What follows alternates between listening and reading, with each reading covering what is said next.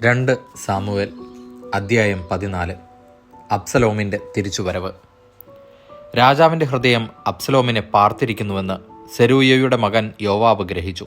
അതുകൊണ്ട് അവൻ തെക്കോവായിലേക്ക് ആളയച്ച് സമർത്ഥയായ ഒരു സ്ത്രീയെ വരുത്തി. നീ ഒരു വിലാപക്കാരിയായി നടിക്കുക, വിലാപ വസ്ത്രം ധരിച്ച് തൈലം പൂശാതെ മരിച്ചവനെക്കുറിച്ച് വളരെ ദിവസങ്ങളായി ദുഃഖിച്ചിരിക്കുന്ന സ്ത്രീയെപ്പോലെ പെരുമാറുക. എന്നിട്ട് രാജസന്നിധിയിൽ ചെന്ന് ഞാൻ പറയുന്നത് പറയുക എന്ന് യോവാബ് അവളോട് ആവശ്യപ്പെട്ടു. പിന്നെ പറയേണ്ട കാര്യം അവൻ അവൾക്ക് വിവരിച്ചു കൊടുത്തു. തെക്കോവക്കാരി രാജസന്നിധിയിൽ ചെന്ന് സാഷ്ടാംഗം നമസ്കരിച്ചു. അവൾ പറഞ്ഞു, തിരുമേനി സഹായിക്കണമേ, എന്താണ് നിന്റെ പ്രശ്നം? രാജാവ് ചോദിച്ചു. അവൾ പറഞ്ഞു, അടിയനൊരു വിധവയത്രേ, എൻ്റെ ഭർത്താവ് മരിച്ചുപോയി. അങ്ങയുടെ ദാസിക്ക് 2 പുത്രന്മാരുണ്ടായിരുന്നു. അവർ വയലിൽ വെച്ച് വഴക്കിട്ടു. അവരെ പിടിച്ചു മാറ്റുവാൻ ആരുമില്ലായിരുന്നു. ഒരുവൻ മറ്റവനെ അടിച്ചു കൊന്നു. ഇപ്പോഴോ എൻ്റെ ചാർച്ചക്കാരെ എല്ലാവരും ഈ ദാസിക്കെതിരെ തിരിഞ്ഞിരിക്കുന്നു. സഹോദരനെ കൊന്നവനെ വിട്ടുതരിക, മരിച്ചവനു വേണ്ടി ഞങ്ങൾ പ്രതികാരം ചെയ്യട്ടെ, അങ്ങനെ അവൻ്റെ വംശം നശിപ്പിക്കട്ടെ എന്ന് പറയുന്നു. ശേഷിച്ചിരിക്കുന്ന കനൽ കൂടി അവർക്കെടുത്തും. എൻ്റെ ഭർത്താവിൻ്റെ നാമം നിലനിർത്താൻ ഭൂമുഖത്ത് ഒരവകാശി പോലും ഇല്ലാതാകും. അപ്പോൾ രാജാവ് പറഞ്ഞു, വീട്ടിലേക്ക് മടങ്ങുക, നിന്റെ കാര്യത്തിന് ഞാൻ നിർദ്ദേശം കൊടുത്തുകൊള്ളാം. തെക്കോവക്കാരി പറഞ്ഞു, തിരുമേനി, കുറ്റം എൻ്റെയും എൻ്റെ പിതൃഗ്രഹത്തിൻ്റെയും മേൽ ഇരിക്കട്ടെ. രാജാവും സിംഹാസനവും കുറ്റസ്പർശമേൽക്കാതിരിക്കട്ടെ. ആരെങ്കിലും നിന്നെ ഭീഷണിപ്പെടുത്തിയാൽ അവനെ എൻ്റെ അടുക്കൽ കൊണ്ടുവരിക, അവൻ നിന്നെ വീണ്ടും ശല്യപ്പെടുത്തുകയില്ല, രാജാവ് കൽപ്പിച്ചു.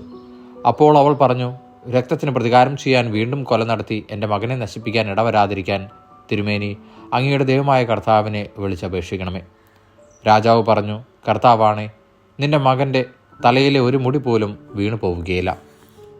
അപ്പോൾ അവൾ പറഞ്ഞു, തിരുമേനി അങ്ങയുടെ ദാസി ഒരു വാക്കുകൂടി ബോധിപ്പിച്ചു കൊള്ളട്ടെ, പറയുക. രാജാവ് അനുവദിച്ചു. അവൾ പറഞ്ഞു, പിന്നെന്തുകൊണ്ട് ദൈവത്തിനെതിരായി അങ്ങ് ഇതേ തെറ്റ് ചെയ്തിരിക്കുന്നു?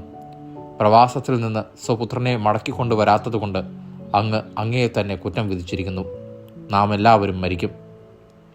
നിലത്ത് വീണ് ചിതറിയാൽ തിരിച്ചെടുക്കാൻ വയ്യാത്ത വെള്ളം പോലെയാണ് നാം. ബഹിഷ്കരിച്ചവനെ എന്നും പരിത്യക്തനായി ഉപേക്ഷിക്കാതിരിക്കാനുള്ള മാർഗം തേടുന്നവൻ്റെ ജീവനിൽ ദൈവം കൈവയ്ക്കുകയില്ല. ജനം എന്നെ ഭയപ്പെടുത്തിയതുകൊണ്ടാണ് ഇക്കാര്യം എൻ്റെ യജമാനനായ രാജാവിനോട് പറയാൻ ഞാൻ വന്നിരിക്കുന്നത്. ഞാൻ ചിന്തിച്ചു, രാജാവിനോട് പറയാം. ഈ ദാസിയുടെ അപേക്ഷ രാജാവ് നിറവേറ്റിത്തരും. എന്നെയും എൻ്റെ പുത്രനെയും കൊന്ന് ദൈവത്തിൻ്റെ അവകാശത്തിൽ നിന്ന് അകറ്റാൻ ശ്രമിക്കുന്നവരുടെ കയ്യിൽ നിന്ന് അങ്ങ് എൻ്റെ വാക്ക് കേട്ട് എന്നെ രക്ഷിക്കും. എൻ്റെ യജമാനനായ രാജാവിൻ്റെ വാക്ക് എനിക്ക് സ്വസ്ഥത തരും. എന്തെന്നാൽ നന്മയും തിന്മയും വിവേചിച്ചറിയുന്നതിൽ എൻ്റെ യജമാനനായ രാജാവ് ദൈവദൂതനെ പോലെയാണ്. അങ്ങയുടെ ദൈവമായ കർത്താവ് അങ്ങയോട് കൂടെ ഉണ്ടായിരിക്കട്ടെ. ഞാൻ നിന്നോടൊരു ചോദ്യം ചോദിക്കട്ടെ, നീ സത്യം പറയണം, രാജാവ് അവളോട് ചോദിച്ചു. യജമാനനെ അങ്ങ് അരുളി ചെയ്താലും, അവൾ പറഞ്ഞു. രാജാവ് ചോദിച്ചു, ഇതിൻ്റെ എല്ലാം പിന്നിൽ യോവാബിൻ്റെ കരങ്ങളാണോ ഉള്ളത്? യജമാനനെ, അവിടുത്തെ ചോദ്യത്തിനുള്ള മറുപടി പറയാതെ രക്ഷപ്പെടാൻ ആർക്കും സാധിക്കുകയില്ല. അങ്ങയുടെ ദാസൻ യോവാബ് തന്നെയാണ് എന്നെ പ്രേരിപ്പിച്ചത്. അവൻ തന്നെയാണ് ഈ വാക്കുകളൊക്കെ എനിക്ക് പറഞ്ഞു തന്നത്.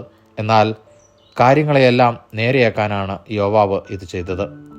ഭൂമിയിലുള്ള സകലതും അറിയത്തക്ക വിധം ദൈവദൂതനെ പോലെ ജ്ഞാനിയാണ് അവിടുന്ന്.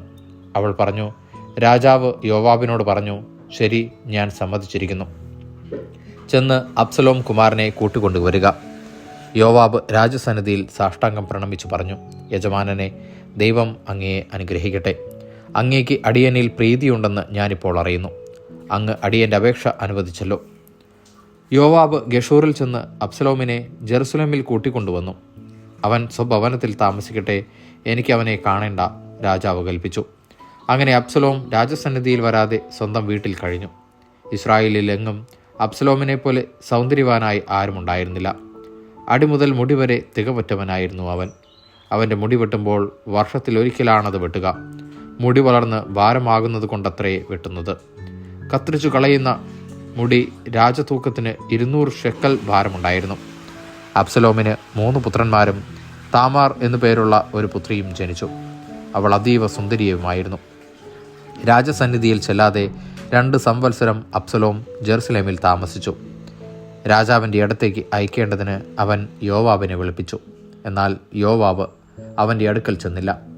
അവൻ 2ാമതും ആളയച്ചു. യോവാബ് ചെന്നില്ല. അപ്പോൾ അബ്സലോം ദാസന്മാരോട് പറഞ്ഞു, നോക്കൂ, യോവാബിൻ്റെ വയൽ എൻ്റേതിൻ്റെ അടുത്താണല്ലോ.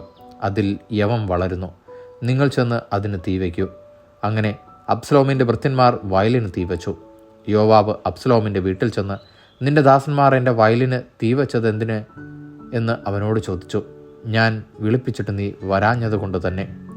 ഗഷൂറിൽ നിന്ന് ഞാൻ ഇവിടെ വന്നതെന്തിന്? അവിടെ താമസിക്കുകയായിരുന്നു കൂടുതൽ നല്ലത് എന്ന് നിന്നെ അയച്ച രാജാവിനോട് എനിക്ക് പറയണമായിരുന്നു. അബ്സലോം മറുപടി പറഞ്ഞു. അവൻ തുടർന്നു, ഞാൻ രാജസന്നിധിയിൽ ചെല്ലട്ടെ? എന്നിൽ കുറ്റമുണ്ടെങ്കിൽ അവൻ എന്നെ കൊല്ലട്ടെ. അപ്പോൾ യോവാബ് രാജസന്നിധിയിൽ ചെന്ന് വിവരം പറഞ്ഞു. രാജാവ് അബ്സലോമിനെ വിളിപ്പിച്ചു. അങ്ങനെ അവൻ വന്ന് രാജസന്നിധിയിൽ സാഷ്ടാംഗം പ്രണമിച്ചു. രാജാവ് അബ്സലോമിനെ ചുംബിച്ചു. ദൈവവചനമാണ് നാം കേട്ടത്.